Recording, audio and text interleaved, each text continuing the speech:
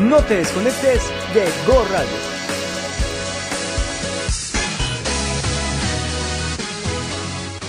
Hola, ¿qué tal a todos? Bienvenidos una vez más a su programa Entre Ángeles y Esencia. Mi nombre es Armando Castellán y estamos hablando esta vez acerca de las esencias generadoras por parte del programa. Ya saben, es copropiedad de Alejandra León, que habla por parte de Los Ángeles, y la mía, Armando Castellán, por parte de las esencias generadoras. El día de hoy les voy a presentar un poco acerca de lo que seguimos viendo de las clases anteriores, y como les comentaba, vamos a darle prioridad acerca de las cosas que van sucediendo día con día. El día de hoy nos encontramos en el año 7 Carrizo. La veintena se llama Tlaxochimaco, cuando se ofrendan flores. Ya saben, esto de las veintenas es que la naturaleza va cambiando en ciclos de 20 en 20, entonces ahorita estamos viendo un ciclo diferente de las de hace 2 semanas. El día es 9 Casa, que se dice Chignahui Cali. Comentaba que el número 9 tiene que ver con la naturaleza, todas las fuerzas que interactúan para que se lleve a cabo la vida y que están relacionadas con la naturaleza, es decir, el viento, el agua, la lluvia, el misterio de la vida. Y Cali quiere decir casa. Cali es no nada más es una casita donde uno se va a refugiar, sino también está representando al cuerpo humano, está representando a un lugar donde nosotros nos sentimos seguros. Para el día de hoy, entonces, están muy presentes los elementos de la naturaleza, y es un momento, en la mayoría de los casos, que se puede utilizar para cuidar de las cosas que realmente importan. Puede ser como empezar un proyecto con el cuerpo humano. ¿Qué está pasando con mi cuerpo? ¿Cómo lo puedo recomponer de alguna situación no muy buena? Ponerle atención a la casa, ponerse arreglos a la casa. Y también tener mucho apego con la naturaleza. Hay personas que se van a sentir muy activas el día de hoy, hay otras personas que no tanto, pero bueno, eso tiene que ver también con el tonal. Estábamos hablando también de las veintenas la semana pasada, hace 2 semanas más bien. La veintena donde nos encontramos actualmente se llama Tlaxochimaco. Tlaxochimaco quiere decir cuando se ofrendan flores. Es una ceremonia, en esta veintena se hacía una ceremonia donde todo se adornaba con las flores que da la naturaleza. Estas pequeñas florecitas de múltiples colores, sobre todo resaltan las rosas, las que tienen blanco con rosa, las que son rositas o moraditas, o en ciertos casos la que le llaman cosmos o mirasoles.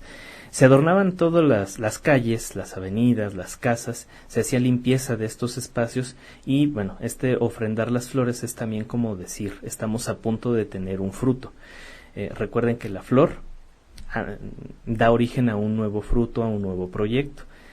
Son épocas para concluir proyectos y formar nuevos frutos. Algunas de las actividades que se hacían en esta veintena también lleva por nombre Micailhuitontli, que es la fiesta de los muertos pequeños. Aquí podemos enfrascarnos en un programa mucho más grande acerca de lo que nosotros conocemos actualmente como Día de Muertos. Pero hay que tomar en cuenta que para nuestros antepasados no era solamente un día o 2 como actualmente, sino que eran 2 periodos de 20 días. El primero de ellos, que es en esta veintena de Tlaxochimaco o Micailhuitontli, se celebra a los muertos pequeños, a los niños. Aquellos niños que no logran nacer o niños que mueren antes de los 7 o 8 años, antes de la adolescencia incluso, se les recuerda en esta época. ¿Por qué? La tierra se encuentra en su mayor época de esplendor. Están las flores, estamos esperando una gran cantidad de frutos, las lluvias están bien bonitas y en todo lo que dan. Entonces nosotros vamos a ver una gran cantidad de vida, pero así como se celebra la vida, también estamos recordando a aquellos que ya no están. Actualmente nosotros todavía conservamos estas tradiciones en el Día de Muertos, ya tendremos un programa especial para ello, donde se le coloca una ofrenda, un juguete, agua, sal, distintos elementos que van a ayudar a esta pequeña personita que falleció a cruzar, a llegar al Mictlán, al lugar del reposo. No me meto mucho en problemas. Los simbolismos ya por ahí los conocemos de la época colonial, y también los conocemos como herencia de la época prehispánica. El agua pues simplemente es como para purificar, la sal también, se sahuman los espacios dejando libres los caminos. La flor de cempasúchil en la antigüedad ya para esta época se estaba cultivando, que está marcando justo los caminos que nosotros estamos viendo y viviendo. De manera general, la Xochimaco como veintena nos da fuerza de voluntad y capacidad de decisión. Es una celebración también en honor al sol y también por eso vamos a entrar ahorita en un tema un poco más de actualidad. Estamos justo a la mitad del verano, el sol se presenta con su mayor fuerza y presencia, pero también se ve un momento astronómico en la ciudad de Tenochtitlan. Es un punto importante para la fundación y la capitulación de la ciudad, que es algo que nos va a regir dentro de unos cuantos días o momentos. Entonces también al mismo tiempo de estar representando fuerza y presencia, estamos actuando con respeto hacia la vida y respeto a los que ya partieron, a los pequeñitos. Por ahí existe una leyenda que todos aquellos niños que no alcanzan a nacer porque no estaban preparados dentro del vientre femenino, se van a un lugar que le llaman el Chichihuacalco, el lugar del árbol el árbol nodriza. Es un árbol que tiene, podríamos decirlo así, pechos, donde se le da de comer a los niños que no lograron nacer. Bueno, en este periodo vamos a encontrar entonces también, les decía, lo del tema de la capitulación de la ciudad de Tenochtitlan. Para eso nos acompaña aquí un querido amigo, David Wood, que viene llegando justamente, y eso me da mucho gusto. Bueno, según las crónicas, el 13 de agosto de 1521 se entrega o se rinde Cuauhtémoc para llegar a la capitulación de la ciudad de Mexico-Tenochtitlan. En la actualidad, para este 13 de agosto, si nosotros seguimos el calendario europeo, nosotros vamos a cumplir 498 años de la caída de Tenochtitlan. Y por eso ahora vamos a abrir este tema con mi compañero David Wood. Aquí vamos a darle una gran bienvenida. David Wood es licenciado en Sociología y Derecho por la UAM. Ha hecho un diplomado de Historia de Mesoamericana en la Sorbona de París. Es miembro del Seminario de Arqueoastronomía en la ENA. Está cursando un posgrado en Astronomía Cultural. Es profesor de medio tiempo, y eso no me lo había dicho, en la ENA. También en la Universidad Pontificia del Tepeyac. Ha presentado múltiples artículos y conferencias, ya sea en México, en Ecuador, en Brasil, en Paraguay, en Perú, en Bolivia. Ha hecho una publicación muy interesante sobre Chichén Itzá en colaboración con Jesús Galindo Trejo y Arturo Montero en Arqueología Mexicana. Y sobre todo, y lo más importante, es nuestro compañero y miembro de Calpul y Toltecayotl desde 1982, cuando todavía este grupo se llamaba Tlamatilis. Es colaborador del calendario mexicano desde 1999 y fundador del SEAC. David, mucho gusto en tenerte aquí. Buenas tardes, mucho gusto. El gusto de estar aquí con ustedes.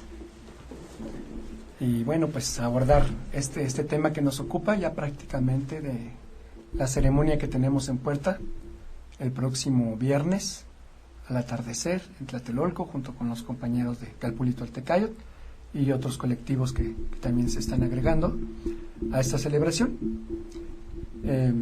Como decía el compañero, bueno, todavía se ha difundido un poco esta idea de que fue la caída de México-Tenochtitlan, porque bueno, fue prácticamente la última batalla de resistencia después de un sitio de 80 días, 4 veintenas, en que asediaron Tenochtitlan, y los últimos guerreros, liderados por el joven abuelo Cuauhtémoc-Sin y otros de sus más cercanos guerreros que lo apoyaban, se fueron al Yacacolco de Tlatelolco, justamente la zona en donde él había sido gobernante durante varios años atrás, para llevar a cabo los últimos momentos de la resistencia.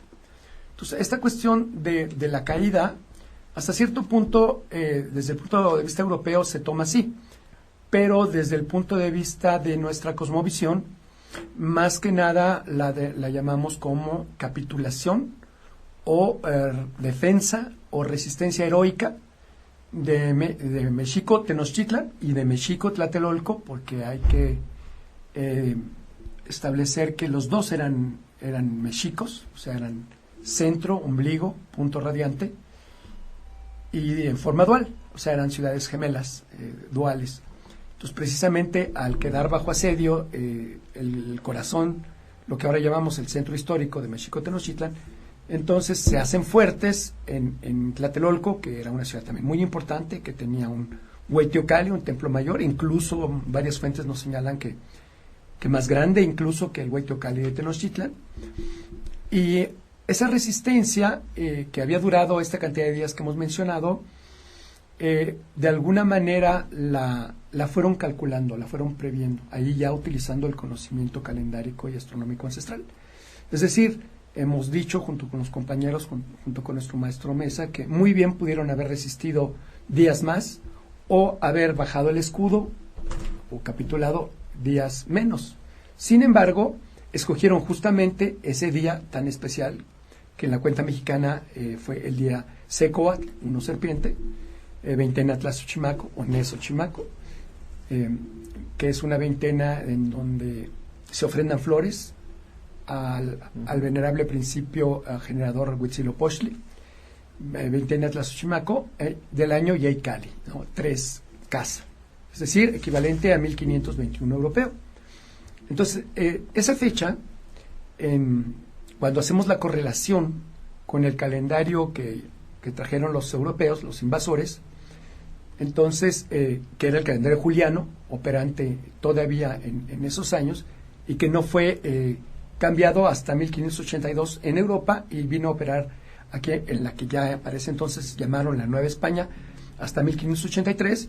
Entonces correspondió y así está registrado en la mayoría de las crónicas, al día martes 13, día de San Hipólito, del calendario juliano.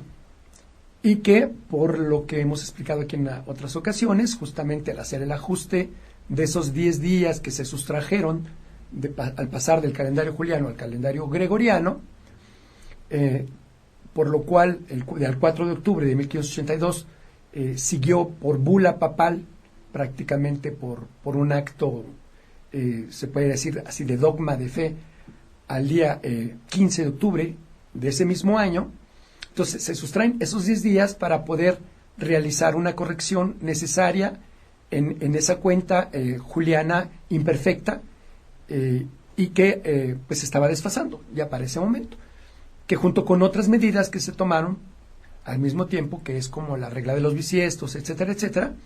Entonces, con fundamento en todo eso, ahora sabemos que para que las fechas históricas que se vivieron en los momentos todavía de esa transición de nuestro milenario mundo prehispánico en Mesoamérica o en Anáhuac a el calendario que utilizamos actualmente, el calendario gregoriano, entonces tenemos que hacer esa corrección de 10 días. Por lo tanto, ese martes 13 de agosto, día de San Hipólito, correspondería actualmente al 23 de agosto, que en este caso va a ser el próximo viernes 23 de agosto, y que, como ya dijo el compañero, pues estamos prácticamente ya a 2 años de cumplir los 500 años, el quinto centenario, que va a ser muy sonado en ese momento, porque pues vivimos en esa cultura que requiere de marcar los siglos, los periodos de 50 años, bicentenarios, centenarios, etcétera, y que no era así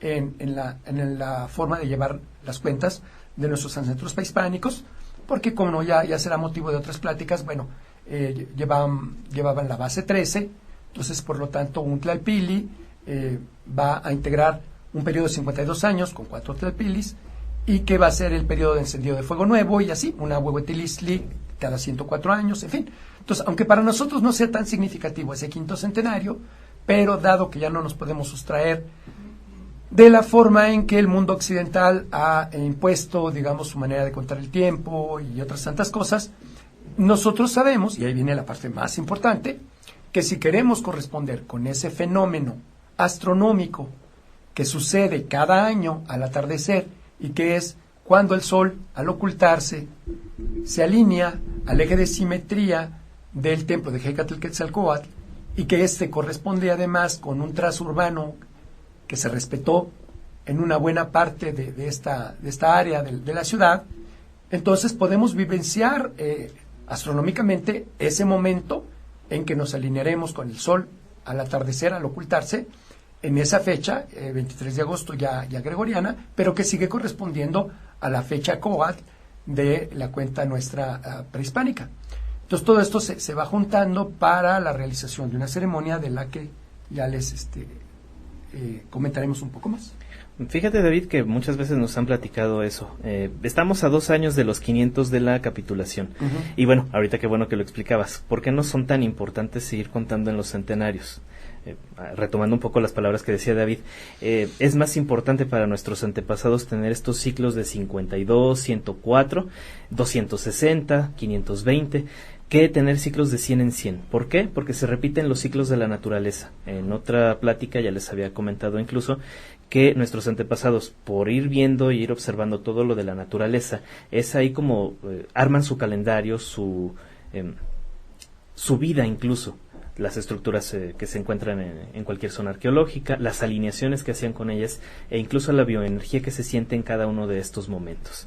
Entonces, vamos a dejar ahorita abierto este tema y ahorita regresamos a platicar sobre la capitulación de la ciudad de Tenochtitlan. Vamos a un corte que me están marcando y regreso. Te acercas y empiezo a temblar, me miras y me pones a sudar. Tu cuerpo es algo celestial y aún tengo tu sabor en mi paladar.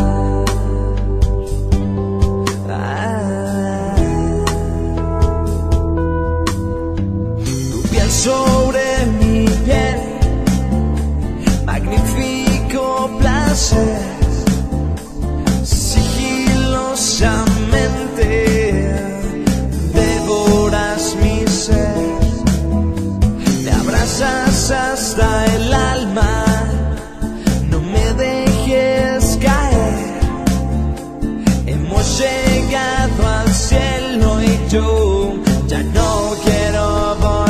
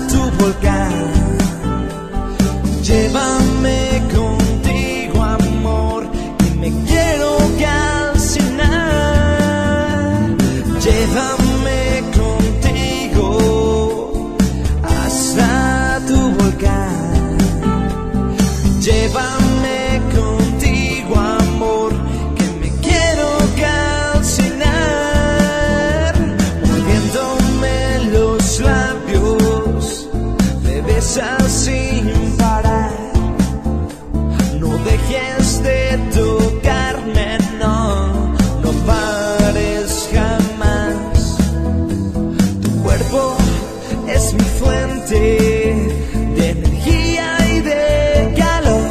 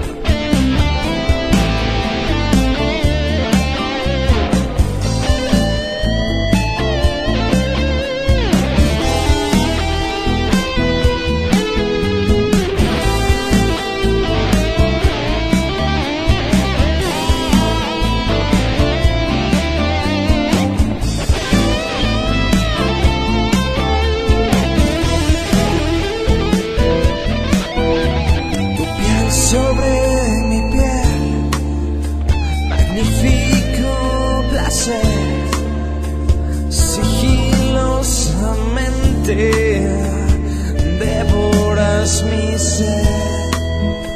Tu cuerpo es mi fuente de energía y de calor. Puede calmar mi sed cuando emana tu sudor.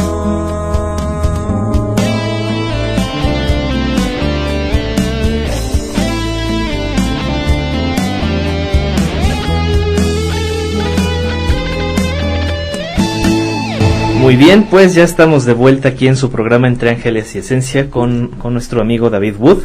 Estamos platicando acerca de la capitulación de la ciudad de Tenochtitlan. Bueno, capitulación, fundación, la vez pasada hablábamos para el 26 de julio, que es un punto importante para la fundación de la ciudad. Y bueno, ¿qué tiene que ver todo esto de capitulación, fundación, los años? Bueno, resulta que revisando correctamente los datos de la historia nos encontramos muchísimos errores. O bueno, quizá no sean errores, pueden ser omisiones o pueden ser desconsideraciones de los historiadores cuando nos dicen, pues sí, existió un pasado prehispánico, pero pues no les vamos a decir cuándo ni cómo porque no tenemos la forma de saberlo. Lo que sí, cuando una cultura derrota a otra, ahí sí marcan precisamente los momentos y las fechas. Antes del corte estábamos mencionando que la fecha de entrega, como lo mencionan en la historia, de la ciudad de Tenochtitlan es el día Secoatl de la veintena Tlaxochimaco de un año Yaicali, que esto corresponde al 13 de agosto de 1521. Bueno, muchos mencionan que pues fue muy rápida la conquista, ¿no? Que técnicamente fueron 2 años acerca de llegada de los españoles, de que vieron o revisaron la cultura y que después de eso luego ya atacaron y entregaron la ciudad. ¿Realmente fue así de rápido? Justamente es que todo eso mismo corresponde a la misma nomenclatura que hemos utilizado. Es muy común, incluso como decía el compañero, en libros de texto desde la primaria, incluso oficialmente, siempre se nos ha dicho la conquista de Mexico-Tenochtitlan.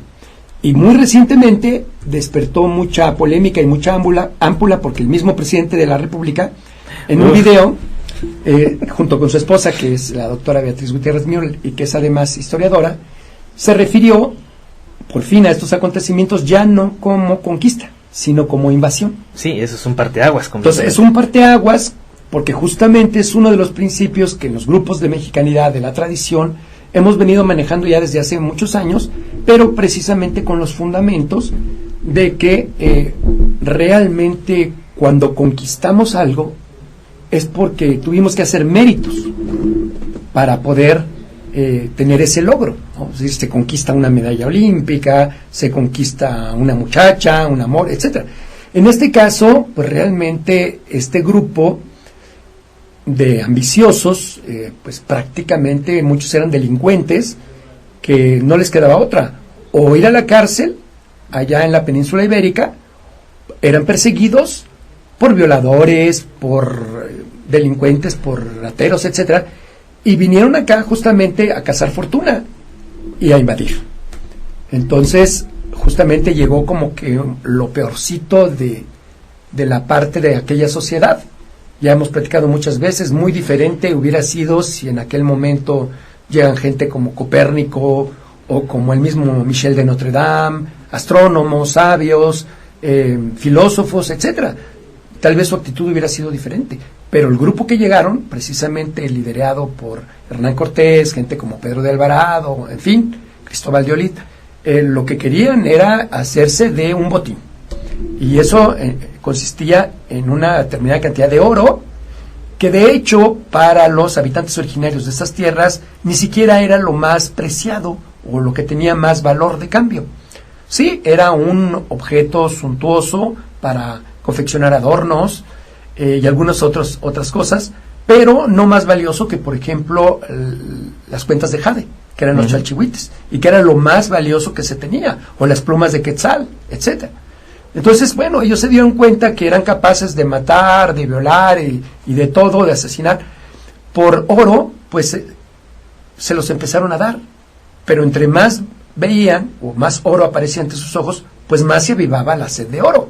Entonces, bueno, todo esto solamente para decir que no fue ninguna conquista, efectivamente fue una invasión, y posteriormente fue una imposición de creencias, de una forma de ver el mundo, porque después de eso vino la también llamada conquista espiritual o imposición del evangelio. Sí, y esa es la que se llevó incluso todavía más. Exactamente, entonces ellos venían a evangelizar, pero también a erradicar,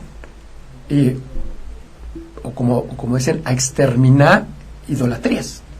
Entonces, eso fue lo que realizó el ala, digamos, religiosa, constituida por diferentes frailes, primero 12, después otros más, de las diferentes órdenes religiosas, franciscanos primero, agustinos, dominicos, después jesuitas, etcétera, y que se encargaron primero que nada de aprender las lenguas, y después, ya conociendo la lengua y la forma de comunicarse, entonces empezaron las amenazas y la Inquisición, es decir, quemar en leña verde a la gente que no quería aceptar el culto católico cristiano, etcétera, etcétera, y muchos, aún sin convencerse, pues no les quedó otra más que decir que sí a muchas cosas, porque la otra opción pues era ser o asesinados, o torturados, o prácticamente quemados en leña verde.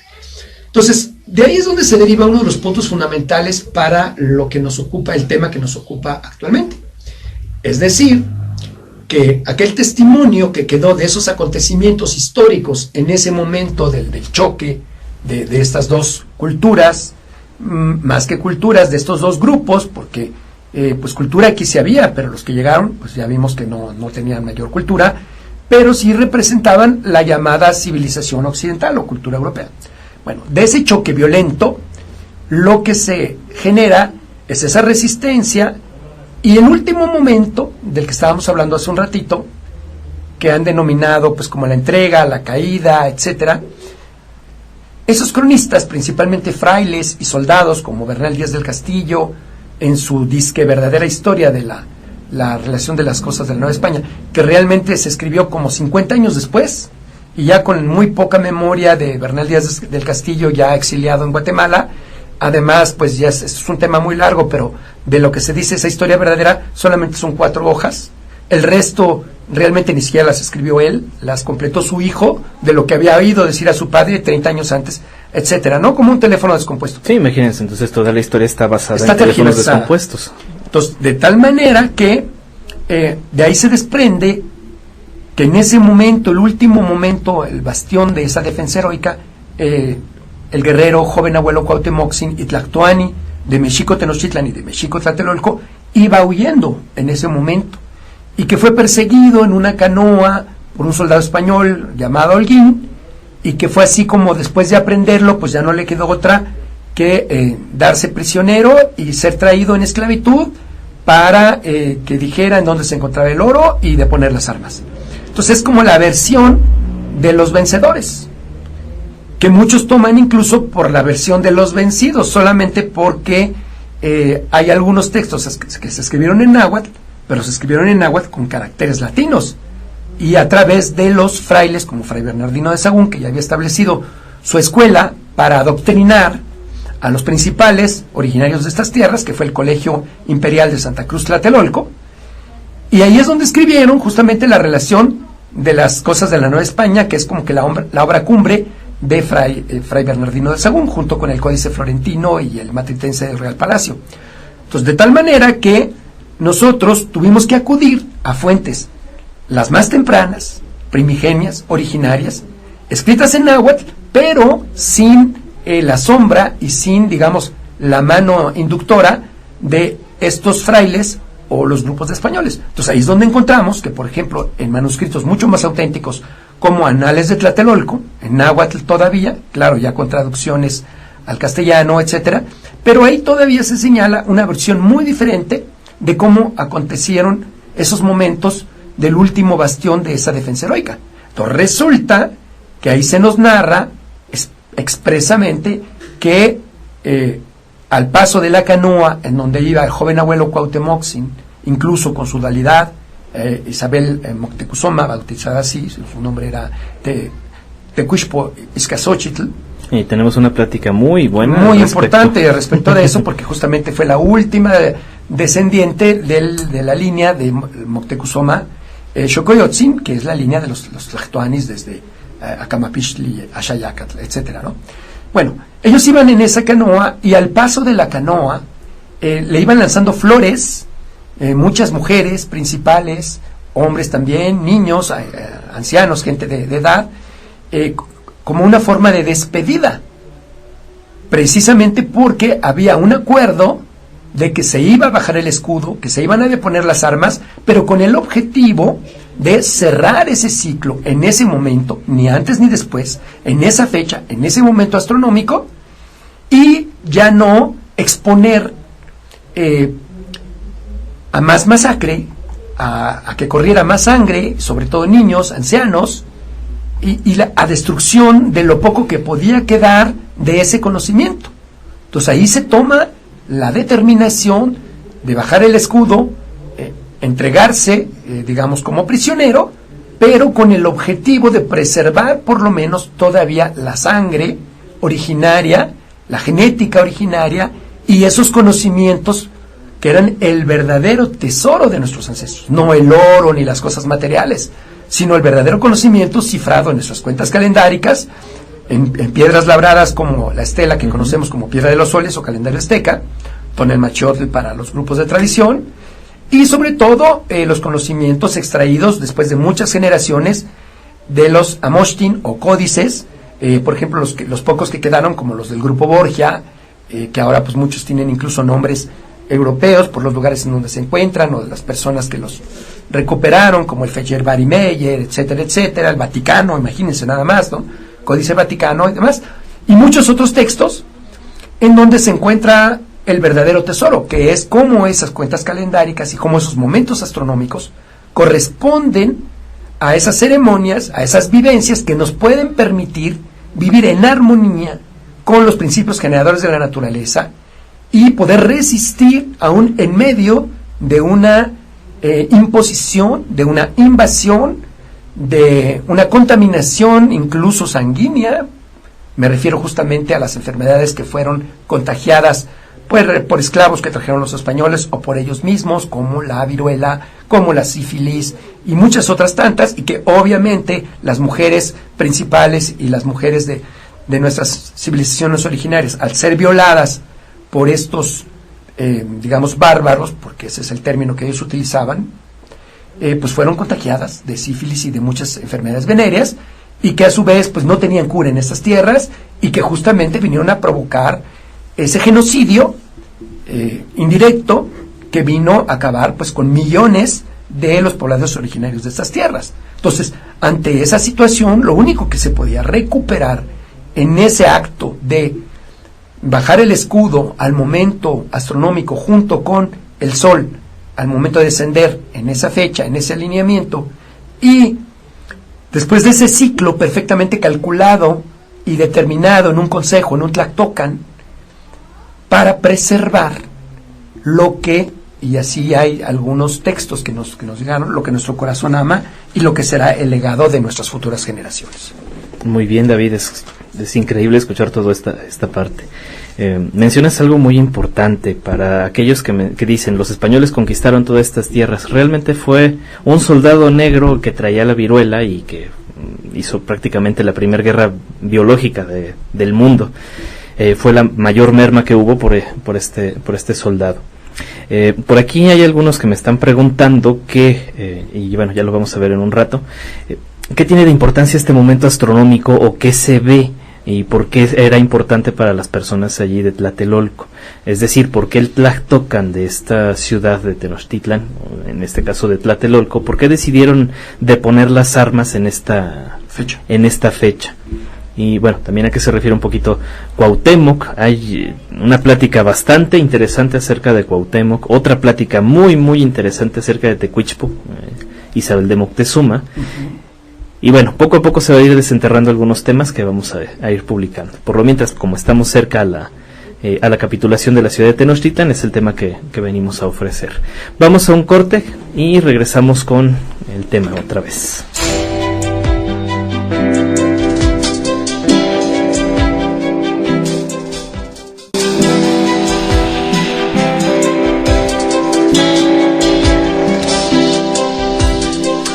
A pesar de todo lo que me engañaste, hoy que me buscaste no sentí dolor. demasiado tarde, me pides perdón. Hoy estoy con alguien que me hace mejor, a pesar de todo el daño que causaste. Hoy que me llamaste pude contestar, y mientras hablaba decidí colgar. No tenía tiempo para desperdiciar. Un amor se entrega todo como el mío. Te borró y ahora solo quiere estar conmigo. Ese amor que jurabas que no existía me salvó de haberte incluido en mi vida.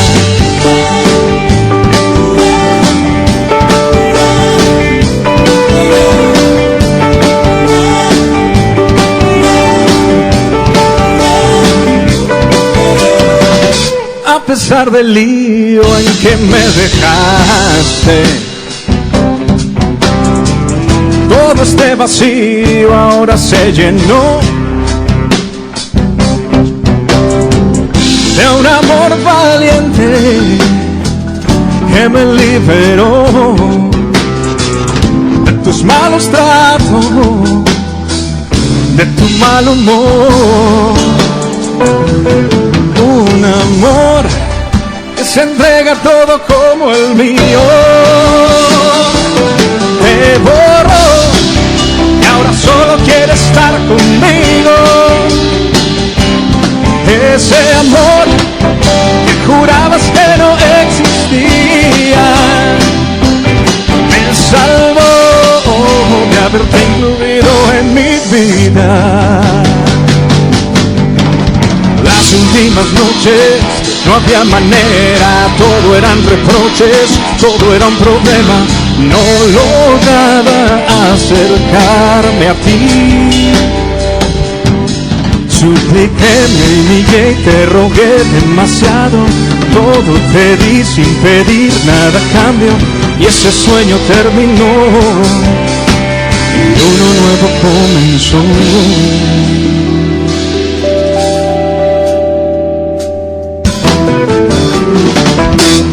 Un amor que se entrega todo como el mío.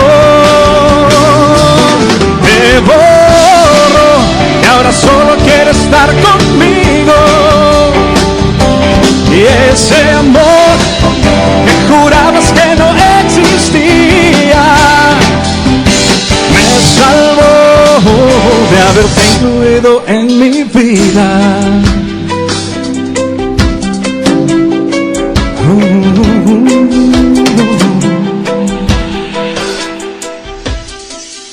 Hola, ¿qué tal? Aquí estamos de vuelta con David Wood en su programa Entre Ángeles y Esencias, hablando acerca de la capitulación de la ciudad de Tenochtitlan. Fuera del corte platicábamos, porque bueno, entre el video y el corte no vamos a poder hablar de todo. Hablábamos acerca de la importancia de los momentos astronómicos y la estructura de las ciudades. ¿Esto por qué? Bueno, dependiendo, ya habíamos visto la parte de la fundación de la ciudad, que cuando llega el sol con toda su fuerza y cae a plomo en la ciudad, se activa un centro, se activa un lugar que va a difundir en bioenergía todo lo que fue en su momento el centro de la ciudad de México Tenochtitlan. Y que bueno, si no me creen la energía que tuvo, simplemente vean, el país en donde vivimos se llama México. Hasta 700 años después estamos todavía jalando esa fuerza y esa energía del nombre. Pero bueno, David, platícanos un poquito. La duda de antes del corte era, primero, bueno, ya vimos por qué del 13 de agosto se pasó al 23 de agosto. Uh-huh. Es un momento astronómico, entonces nosotros no estamos siguiendo el calendario de los europeos, sino el momento astronómico. Uh-huh. Y ya entrados en esos gastos, ¿qué importancia tiene ese momento astronómico del 23 de julio? De agosto. Sí, perdón, 23 de agosto. Sí, que justamente está conectado con el 26 de julio. Porque para eso déjenme decirles que David tiene una gran capacidad para ver múltiplos de 13, múltiplos de 9, secuencias donde van solsticios, equinoccios y todo lo va concatenando de una manera tan mágica que de repente nos sorprende. Y es que, bueno, realmente esa es la esencia del conocimiento de los ancestros. Claro. Tan es así que justamente todo esto comienza desde el momento que se funda la ciudad e incluso antes de que la ciudad se fundara. Porque el grupo Mexica Tenochca y Mexica Tlatelolca, que en un principio fueron uno solo, después de asimilar durante muchos siglos, que es lo que los arqueólogos llaman el periodo clásico, es decir, el esplendor de grandes civilizaciones, ni más ni menos como la poderosa Teotihuacán, que era la gran Tolán. Tolán es como la ciudad por excelencia. Puede haber varias Tulas o Tolanes, Tula Xicocotitlán, Tolán Xochicalco, etcétera. Todas esas eran Tolanes, ¿no? Entonces la gran Tolán por excelencia, que llegó a tener 250,000 habitantes y que concentró el conocimiento heredado por muchas generaciones desde el origen de los habitantes del país de Lule, que muchos conocen arqueológicamente como Olmecas, etcétera. Fueron siglos y siglos en que se fue acrisolando, cristalizando y sintetizando este conocimiento. Entonces, de tal manera que esta ciudad en la que vivimos es una ciudad sagrada, como ya lo hemos mencionado, porque desde antes de que se funde, nuestros ancestros salen de un lugar conocido como Aztlán, que tiene un significado también simbólico y astronómico. Entonces salen en una fecha específica, que es el año Setecpatl, correspondiente al 1064, pasan por un lugar que son Chicomeostoc o Chicomostoc, un lugar de 7 cuevas, de 7 grupos humanos. Entonces van en toda una migración, algunos le llaman caminata solar, y ya los más de pensamiento europeo le llaman la peregrinación. Obviamente no eran peregrinos, ¿no?, sino que iban realizando este control de los territorios que ya habían recorrido durante muchas generaciones atrás, pero que justamente ese recorrido fue para ir verificando los momentos astronómicos del fenómeno del paso del Sol por el cenit, hasta el punto en donde ya no se produce más este fenómeno. Es decir, el lugar que conocemos como Trópico de Cáncer, al norte de nuestro país. En esa latitud, el último paso del Sol por el cenit, que es uno solo, es el día del solsticio, en este caso de verano, el día más largo del año, la noche más corta, pero en los territorios más al norte del Trópico de Cáncer ya no se verificará ese fenómeno del que hemos hablado en otras ocasiones. Cuando el Sol pasa por el cenit, los cuerpos no proyectan sombra y el Sol está exactamente sobre nuestras cabezas, proyectando verticalmente esos rayos de luz y de calor. Entonces, por eso esos ciclos tan precisos, calendáricamente calculados desde mucho tiempo atrás, para poder durante 260 años, nótese 260, ese es justamente el producto de multiplicar 20 por 13, así como las 20 trecenas del Tonalpohualli. Obviamente esto también tiene su correspondencia en años, para llegar justamente en un año Setecpatl, uno pedernal, a fundar la ciudad de Mexico Tenochtitlan, que es el año víspera o inmediato anterior al año 2 Casa o Mecali, justamente en esa fecha de la que ya hemos hablado, el 26 de julio, pero que antes de realizar esta fundación y de concentrar todos los esfuerzos humanos para lo que va a ser todo el futuro de una gran nación, entonces ellos observaron desde las montañas la distribución de este lugar en un entorno acuático, con una isla corazón, pero precisamente rodeado radialmente por cadenas de montañas. Es decir, al oriente pues tenemos la Sierra Nevada, en donde los más significativos pues son el poderoso Popocatépetl, la Iztaccíhuatl, etcétera, Telapón, en fin, el Cerro Tlaloc. Al sur, la Sierra del Ajusco, donde está el conocido Pico del Águila. Al poniente, la Sierra de las Cruces, donde está la famosísima montaña o monte alto conocida como Los Remedios. Sí, pero en el nombre en náhuatl justamente es el Cerro Malinali, ¿no? Es decir, desde ese punto de vista también hemos ubicado muchos nombres en náhuatl, pero que han cambiado esa nomenclatura con el paso del tiempo, y entonces ahora pues muchos lo conocen como el Cerro Catedral o Monte Alto, etcétera, ¿no? Y obviamente al norte pues la Sierra de Guadalupe, que es donde está Cerro Gordo, etcétera, ¿no?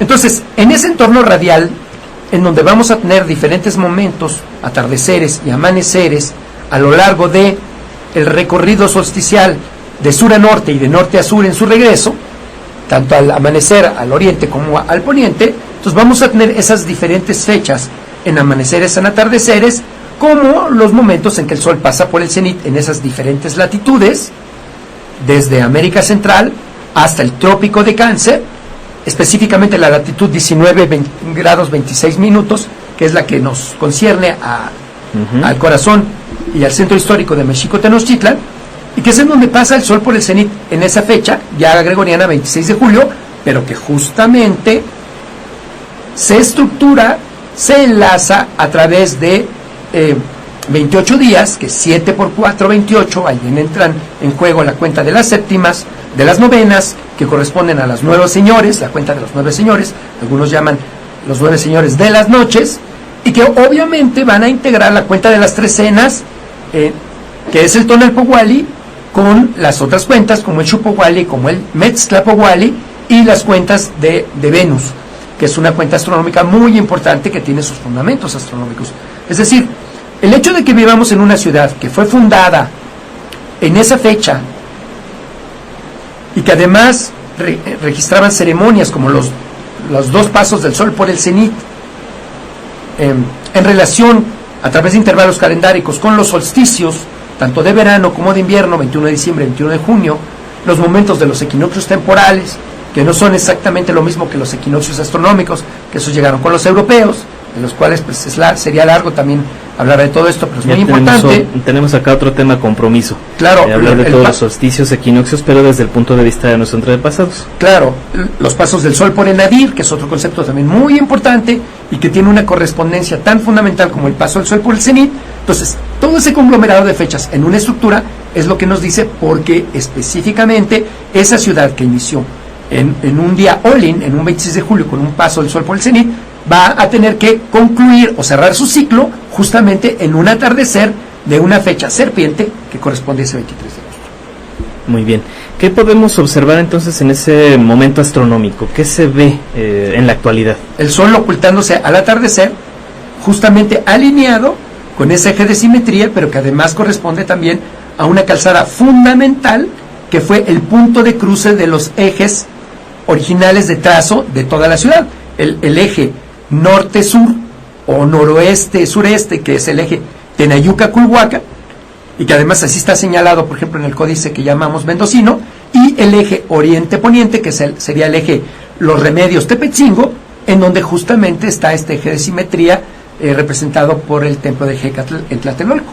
Para aquellos que no ubiquen bien estos puntos, bueno, vamos a traer un mapa para una presentación ya un poquito más formal, o bueno, consíganse un mapa de la ciudad y vean dónde queda la ciudad de Tenayuca, realmente la zona arqueológica, y el cerro de Culhuacan, y el eje oriente-poniente, pues está el Tepetzingo, es el cerro donde está el aeropuerto, el Peñón de los Baños, y el cerro de los Remedios al poniente. Entonces hay un punto de cruce, y el punto de cruce es exactamente Tlatelolco.